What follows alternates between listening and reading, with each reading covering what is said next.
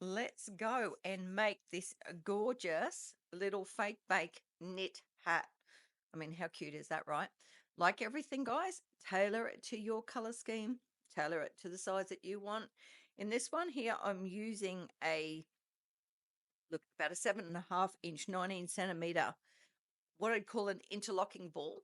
So that actually has those two pieces and you sort of give it a twist and it joins. Well, I've got a half of that and I have poured expanding foam in the center, and that is just to make that styrofoam shell a lot more secure, that you sort of, can't poke a hole inside of it. Now, I just want to fill in those two sections that do interlock. So we're putting some PVA there.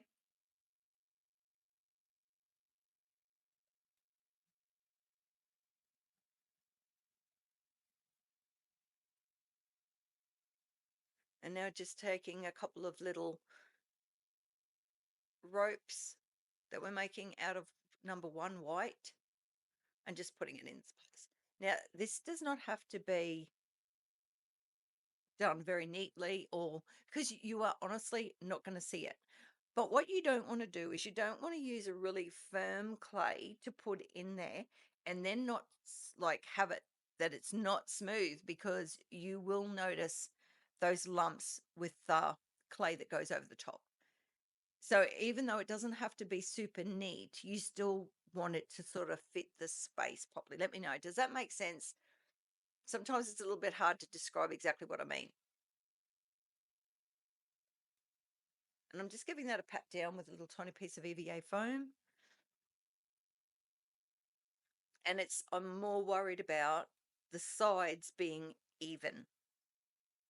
I don't want that clay that's on the bottom to stick out further than what those sides are.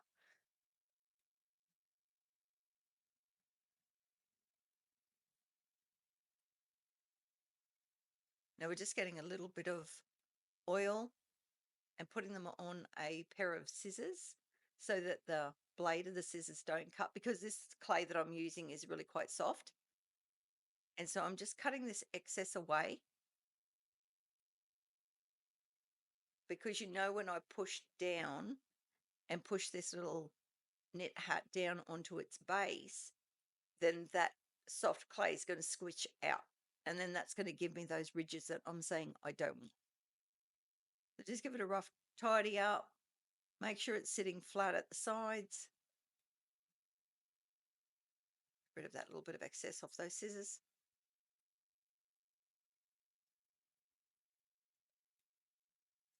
Now, to work out a base,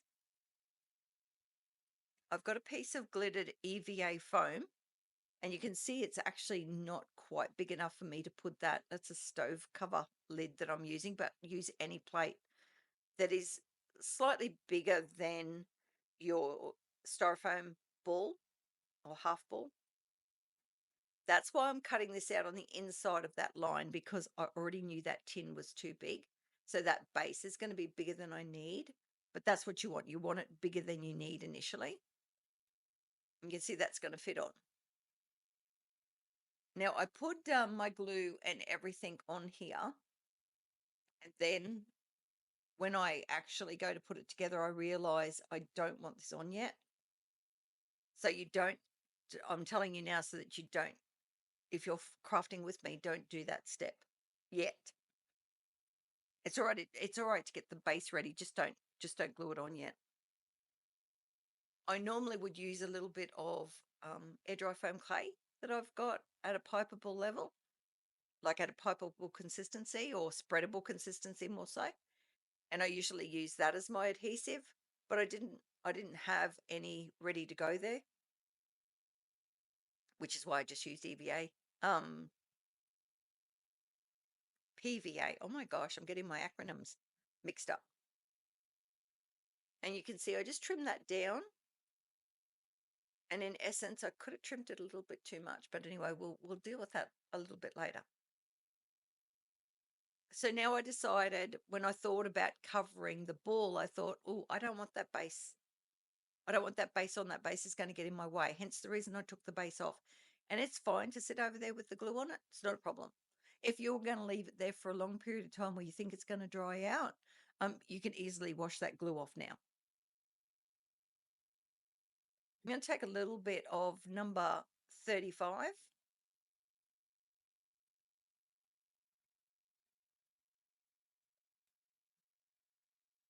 And I'm putting it in with my white that you can see is really quite soft.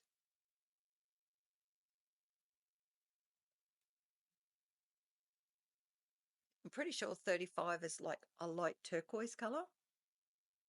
I think that might be what it's called, light turquoise, I think. Let me know. Correct me if I'm wrong. That's in the new, like the number. This is important. The number hasn't changed. It's still number 35.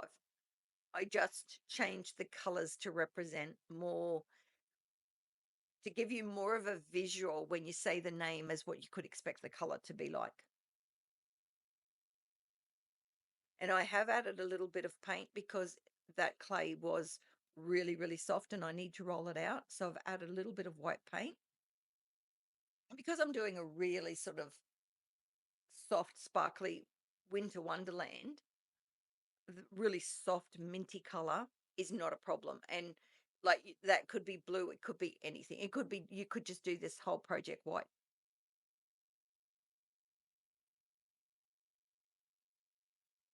Going to want to use a little bit of our spray canola oil on our rolling pin, and that's rolling pin there is about 50 centimeters, so it's about a half meter, and it's quite heavy, and that is one of the benefits. So not only does it roll your piece out like in one motion when you're dealing with quite a big piece of clay, but it's also quite heavy, which also helps add to the squishing the clay down and thinning it out. And you can sort of see by the motion that I'm using there, and I'm sort of letting that my forearms roll onto that rolling pin, that you do have to put a fair bit of pressure down. But this one here is not super bad because that clay is not really, really firm.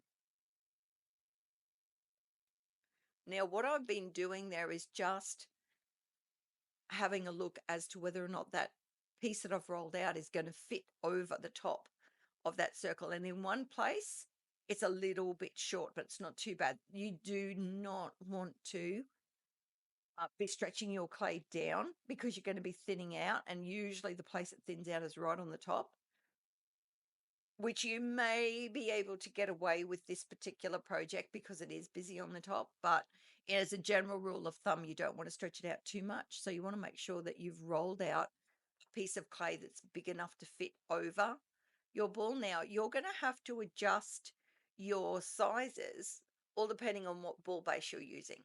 As I said, this one here is almost 20 centimeters. So if you're only using a smaller ball, then obviously you need to scale everything to the size of that ball, because that's what sort of depicts the sizes of everything. So see, don't pull it from the top, and I'm just fitting those sides in best you can. This is why I didn't add too much paint to my clay, because I actually still wanted it really soft and pliable. The stiffer the clay is at this stage, the harder it is to work it over that ball, because you just end up with a lot of creases in it. Now this craft is like quite what's the word that I'm looking for? I'm going to say flexible, but it's not flexible. That's not the word I'm looking for. It's sort of, it's a craft that can disguise, that's still not the word I'm looking for, but it can disguise if you have got not the smoothest covering, because it does end up with quite a bit of embellished pieces on the top. And you know what? Just thinking of embellishing, thinking of the glam donuts that we've recently done, wouldn't this be beautiful? Super glam. Now I'm just showing you the mold that I used to make the knit parts. So these sections are coming out of that mold, and it did come from Temu, and I've used the two sizes. Just applying some PVA. Now, can you tell that those knit pieces are dry. So my light blue or light turquoise color is wet. So my ball base is wet, but the knit pieces that I'm using now, they're dry. And because they're not on a really, really tight curve, you can get them to bend with the project. However, if that was a really super tight circle, then there's a certain amount of flex in your dried clay. But if it was too tight, you could potentially snap them. So just be careful of how tight that circle is. But for a half circle like this, you can absolutely have all of this knit part molded before you start this project. And I would recommend you did that. And then fit them onto your wet base. If you had those on, trying to put those on, and that was wet clay, you would be, as you're trying to fit those on, you would be knocking all of the design out of the top of that knit pattern. And obviously that's not what you want, because this is what makes this so stinking cute, right? So can you see there, I've changed down to the smaller knit because the big one was a bit too busy. So we've got 4 of the bigger one. When I prepped for this craft, I was prepping to do a couple, and I also had no idea how many I would need. So now the other thing that you would need to do too is adjust this. If you're doing a much smaller ball, then probably you wouldn't fit that big knit on there. Totally up to you, or you might choose to cover the whole thing and just cut out the tops. Up to you. But I would think that if you're doing a much smaller ball for little tiny knit hats, then you would adjust what sort of a mold that you're using. But anything that looks like it's crocheted or knitted would still be cute for this. Maybe even one of those molds that make like like a bit of a pearl trim or something would look cute as well.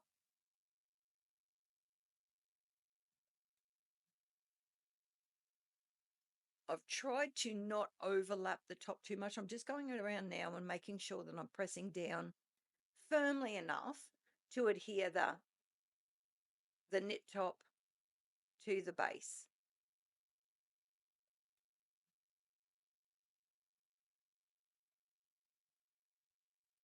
Now I'm thinking, what am I going to do?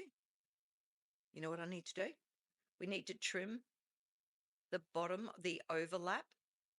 So making sure it's neat on the top, joining up nicely on the top, trying to not overlap too much at the top because it's going to make the top bulky. We're just going to trim that off because the blue's wet, but the white is dry. So the white isn't going to go anywhere. It's just going to stick out through your base and get in your way. And you want your base quite flat to be able to sit it back on your EVA sheet that we cut out earlier. And this is where I said to you, I may have cut that a little bit small. So, you know what I would say to you? Don't cut it to the smaller size until you've got those knit parts on, because that just made the circumference of that ball get bigger. And I didn't allow for that. And that's why it's only just fitting on. And I do want to put my trim on there. And it's only sort of just going to catch on that base. I think it still will be okay, but you need to make sure that this trim is getting piped onto your little cake. And this white clay that I'm using is really, really quite soft. So I could easily do the pipeable consistency that I want for the side of this cake, just mixing it by hand. The mix is there, but I was like, man, it's not going to take much to get this to the consistency I want. So we'll save the mixer for another day. Sometimes, and especially if you're struggling getting your pipeable consistency right, and I probably would say mixing by hand towards the end when you're just trying to get that exact consistency. Mixing by hand at the end is probably better, because using the mixer and the dough hooks, you don't quite feel the consistency as much. as when you do it by hand. Now I've got a 1M nozzle on this, which is just like a star, and I'm going to use my favorite piping pattern, which is just back and forwards. And you can use the back and forwards method with, you know, a huge amount of different tips. All depends on what you're covering. And so in this case, we want quite a wide piping. So the 1M tip is perfect. We need to put our little knit hat up onto some bake paper, some parchment paper, because we don't want it sticking. We're also going to put it onto our cake turner. Now, I did start trying to hold that parchment down to stop it slipping and turn at the same time. And I realized, hey, I can easily control that from the top of this hat because my knit pieces are dry. So that made it super easy. And I get quite a few runs happening before I have to sort of tighten back the consistency on that bag. There we go, starting to take form, right? Now I had got this specifically for this project. I'd got this mold that does this big knot, and that had been out in the freezer. I put it on, I thought, look, it looks okay, but it doesn't give me that pom-pom look that I want on the top. So I thought, let's get a styrofoam ball. And the one I went with, the bigger one, is like a 5 centimeter. And now we're going to use the piping tip that they use to make grass. So it's just a piping tip with lots of different little holes in it. And I'm just going to take some of that excess icing that I had to do the piping along the bottom. I'm squeezing that into my bag. So it is a pipeable consistency, but is quite soft. What you'll find with this tip is because it doesn't taper down to a real fine point, by the time you cut the bottom of your bag and then you start squeezing, if your clay's too firm, if it's not a soft pipeable, the harder you squeeze, those tips tend to keep coming out of the bag. So maybe put a coupler on to hold it in a lot tighter. Could work as well.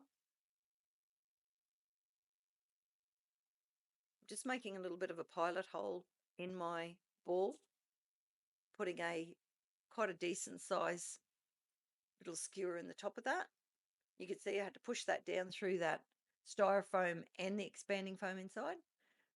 We want to make sure that it's down far enough that it doesn't like push out of the top of our ball. And I added a little bit of PVA glue. If my hot glue had been on, I would have used a little bit of hot glue. Would have been okay. You can use hot glue on clay that's dry, but you cannot use hot glue on clay that's wet. And now we're just going through and I'm just doing straight down dabs and straight up. Now I don't want every one of these piping pieces um like really stringy, like long. I don't want them looking like long grass. I obviously want it looking like a pom-pom. So I want to get some of that texture happening up in it, but I don't want it looking messy and I don't want them all so long that they all start laying over and they're no longer just sticking out. Leave me a comment, let me know. Does that make sense? Because like I said, it's sometimes really hard to describe exactly, what I'm aiming for and why I'm doing what I'm doing. But so I want it to look like a pom pom. I want it to look fluffy, but I don't want these so long. So every now and then I'm making some longer than others and some are quite shorter. And then I just started from the bottom and worked my way around that. And as I'm going around, anything that I thought needed a little bit of extra, I'm just adding that now. So can you see that? But yeah, I didn't want to drag that piping out so much that it ends up sort of just like laying over. So the next day, everything's magically clean. The next day, I come in with the glue And it's just given my blue a little chance to settle. Don't you love that little pom-pom top? Isn't that just so cute? Going in with straight PVA glue, putting a nice coating on here, and I'm going to do a section at a time.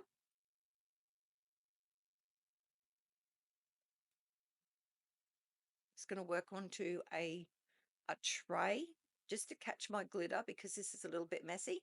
And the glitter I'm using is a glitter called Crystal Waterfall, and it has a tendency to have more of a sort of a silvery look. So it has no color in it. So if anything, it just goes from like that creamy white into touches of silver. But I thought it would be absolutely perfect for a winter wonderland. But if you wanted to make these little knit hats and make them like candy, then you can use obviously more color.